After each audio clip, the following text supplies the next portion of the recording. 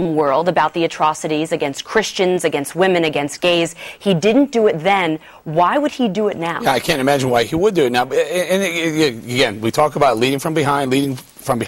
This would be taking a step forward and addressing some of the things that he's probably should be, as Dana points out, at least bringing up. You don't have to have a long conversation about it, at least bringing it up. I'm not really sure what goes on behind closed doors with the president. He comes out of the meeting with the Pope. He says one thing, the Pope says the other.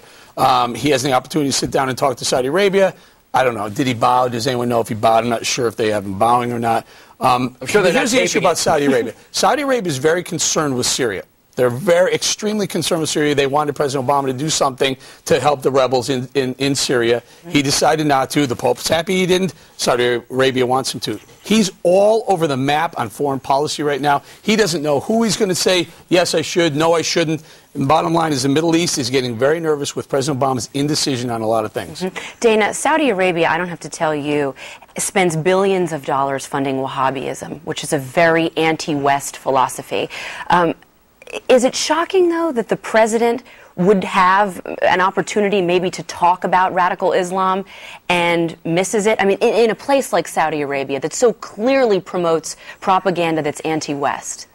Well, I maybe take a little slightly different viewpoint on it in that I think that the current king, despite all the things that we all see every day, that I think that he is at least more mild-mannered and modern than in the past, and also more than other family members that he has to try to manage as they try to hold together their country. And then the most important thing to them is stability, right? To him, I think to the kingdom.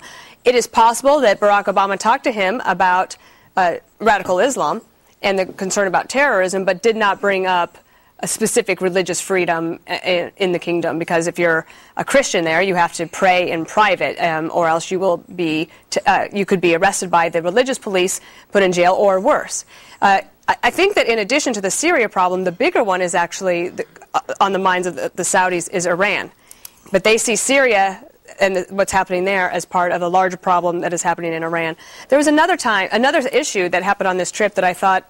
That I understand that the White House weighed in strongly in favor of a Jerusalem Post reporter who was traveling with the president on his trip, and the Saudis denied him a visa and did not allow him to come into the country.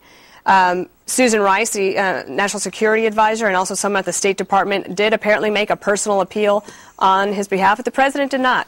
And so not only do you have religious freedom, but you have press freedom as well, two hot topics on the minds of all of us. But the issue that was the most important to Barack Obama, in my opinion, is probably the reparation of the relationship when it comes to Iran and Syria, because despite all of our differences, we do have a strong alliance with the Saudis.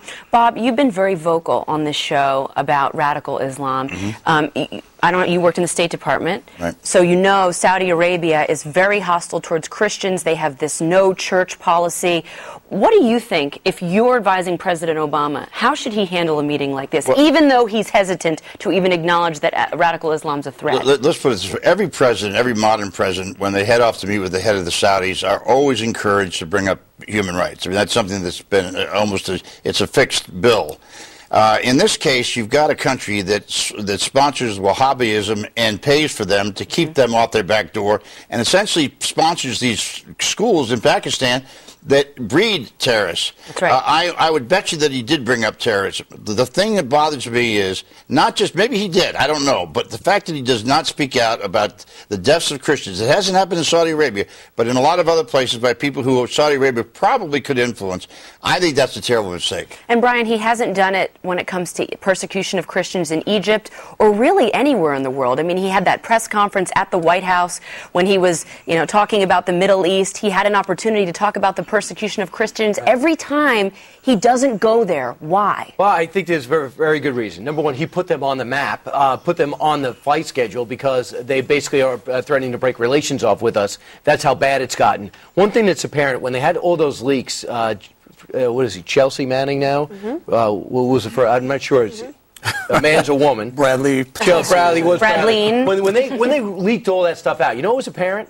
That we weren't the bad guys. The Saudis were more concerned about Iran during all this time than we were during the Bush years. So they were pushing us to act and basically be their shield. Who's going to break up the so then the Iran, now that we go out and have this ridiculous deal with Iran that we're about to broker a peace, got a year to cut this deal, the Saudis are beside themselves. They're like, are you kidding me? How could you trust those guys? I will tell you who else is beside themselves. Not only the Saudis, our very good friend, our ally, the Israelis are losing it right now. They can't figure out what's going on with President Obama. Why we're letting the Iranians play why President Obama's letting the Iranians play us the way they are. They're still building centrifuges. They're still enriching uranium to the point where it's military capability. They say they're not, but they are. The whole Middle East, our friends, our allies, the Saudis and the Israelis, people who we should be making more comfortable are going, what are you doing? Right. What's going on? What's your policy? Because it's certainly not working for us. They're going to end up building power. They're going to build a nuclear plant. They're going to be a nuclear nation soon. Well, that's not going to happen because I think what the United States is going to have to do,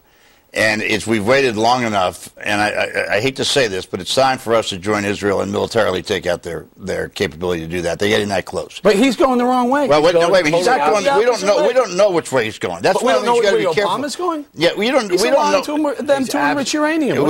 We don't know what's going on in the background of these things, and most of these things, particularly in the Middle East, a lot of this stuff gets done in the background and is not for public consumption. What people say that this was said in these meetings, you can take it with a grain of salt. We lifted sanctions off. We lifted sanctions that were probably working. It's probably worthwhile to lift sanctions to see how far the Iranians are willing to go. And what we found out so far is they're not willing to go very far. I hope you're right. If they don't, by the end of this 1 year, I think it's time that we have to be military. Dana, the president also argued for disarming our nuclear weapons or a missile defense system because he argued that Iran was not a threat. And I'm referring to this because of Russia. We don't know exactly what's going on in Russia, but Vladimir Putin seemingly is moving his troops in. President Obama gave an interview to CBS's Scott Pelley, and he said that he thinks Putin is nostalgic for the Soviet Union. I want you to listen and then react.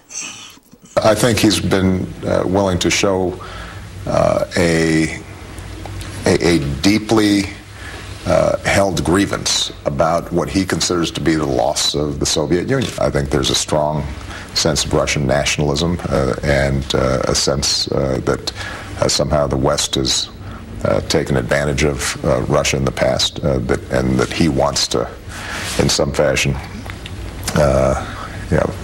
reverse that or make up for that. All right, so telling the Russians that he's going to be more flexible after the election, disarming the missiles, drawing red lines that he's not enforcing, all of this seems like a bit of a provocation to someone like What's interesting is the president's tone as well, because it's almost, it's not that I think that he doesn't believe it, but I sort of feel like because of no drama Obama, it's like, does anything get him agitated? Mm-hmm. Can he get him a cup of coffee? Some confidence and some strength, and I don't think that we are refighting the Cold War, but I do think that what we're seeing now is residue from the Cold War, and as happens with most second terms for every president, foreign policy becomes something that, even though President Obama wants to focus on domestic policy and raising the federal minimum wage, we actually have live action happening in Ukraine and Russia, possibly more. Then you have the situation with the Middle East and Iran and Saudi, and then you've got the problems with China. And so foreign policy will end up having to dominate his administration in the second half. But we shouldn't assume that nothing's being done about that. I mean, first of all, we did dismantle missiles. That's a START agreement. We both sides dismantle missiles. But having said that, I think the people who are now most frightened are the Poles, and for good reason. I mean, I think what's going to happen is that Putin probably is going to take part of Ukraine that is not the Crimean Peninsula, and for this reason. Their pipelines are going through there. They're worried those pipelines are going to be sabotaged.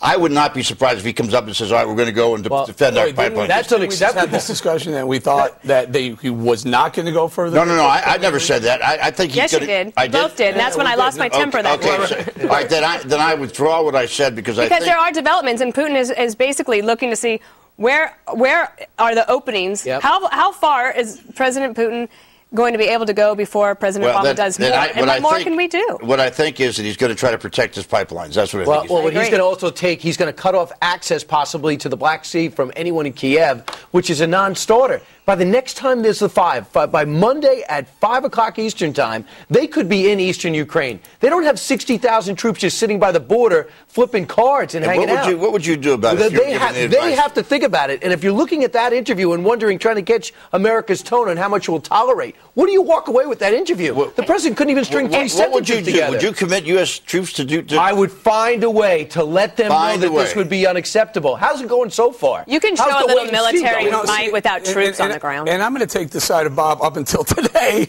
where everything was going fine until now. And if Putin does make a move into the other parts of Ukraine other than Crimean region, then you have another story. But I would certainly go with economic sanctions. I certainly would not put one boot on the ground in that country. We keep talking about economic sanctions. We keep talking about boots on the ground while Putin is assembling real armies that could march. Absolutely. Guess what the State Department is doing? Take a look at this very strong statement in the form of a selfie by Jen Psaki, who is a State Department spokeswoman. Can we get that picture of her, the selfie photo? There it is. She says, to echo Barack Obama today, proud to stand Ukraine for Ukraine. World should stand together with one voice. I mean, you're Vladimir Putin, Brian, what are you thinking? Like, should we have a marker treaty here? I mean, That's it. What does that say? That's unbelievable. She doesn't back off of that and say, "Wow, that was stupid." Instead, she doubles down on it and says, "Hashtag is the new it's the new black." But let me just ask you this. If you want to know what to do exactly and to send a message, I would immediately stop with the MREs that haven't arrived yet. I would start sending some arms to Ukraine. They're our friends. They're our allies. They're not a NATO nation, number one. Number two, I would make it immediately clear in a major announcement before I even left overseas, maybe not in Saudi Arabia, but prior, that we're going to start doing massive, we're going to accelerate our natural gas exports immediately. I just got. I know. Why can't we do that? You cannot. This whole notion on the right, especially on the right, saying, "Hurry up, President Obama, allow some natural gas permits, liquefied natural gas permits, so we can export." We will never, ever be able to do that. Can I tell you economically to make sense? Here's all you have to do. Hold on. If you go ahead and take natural gas, you liquefy it, you put it on a ship, you send it anywhere in Eastern Europe, anywhere in Europe for that matter. All Russia has to do is say, "Really? Are you kidding me? You want to pay X for this? I'll undercut you," and you can never make it economically feasible. Well, there won't be a market. Western Europe should say we're not buying your gas. Brian, how's nothing to do with the United States Senate passed a very strong economic restrictions on the Soviet Union. The House will follow. And the World Monetary Fund just gave Ukraine $14.5 billion. Now, that's a pretty good chunk of money, and my guess is that the weapons are going in. No, well, all I can do is, but we know. They said they're not. So why don't we tell them they're going in? That's what we said about Afghanistan when the Russians were there. Dana, where do you come down on this? Because this, and I'm not kidding here. I mean, I would prefer that President Obama focus on March Madness, maybe help the First Lady plan her next junket. The last thing I want is for him to draw a line that he's not really committed to cross, stumbling into another war with the Russians. That's just my take. Watch House of Cards, suck your thumb. I don't care what you do. I think that hard men in capital cities have taken notice. This is way too dangerous, and he should stay out. I disagree, because I think the president should forget all of that other stuff, stop the selfies, stop the pop culture stuff and all the little between two ferns and things like that, and focus exclusively on that. I just have two things to say since I was allowing you all to have your argument. First of all, I think in a leadership position you need two basic things. You could have one or the other, preferably both, and it's trust and fear. If you don't have either, if no one trusts you and no one fears you, then you're not in a leadership position. So there's a short range and a long-term thing President Obama should do, in my opinion. One is start to repair trust, like I assume he was trying to do in Saudi, and also even with the Pope yesterday. On the short range, immediate thing, what I think the United States should be doing this weekend is helping the Ukrainians prepare for what I think you're going to see are spontaneous protests of Russian native speakers living in Ukraine who all of a sudden say they want a referendum too. And it will be crazy protests, and the Ukrainian government suffering under this weakness and not sure if we're going to help them beyond MREs. We ought to be able to figure out some way, either through the CIA or State Department, to help them protect themselves from protests that are going to lead to an escalation. Which will be manufactured. Manufactured protests. Well, all right, we'll keep an eye on it. They don't want the eastern Ukraine. They want more of the western We'll Ukraine. be watching it. They have their eye on the whole thing, I suspect. Next, Chris Christie. Drive me crazy.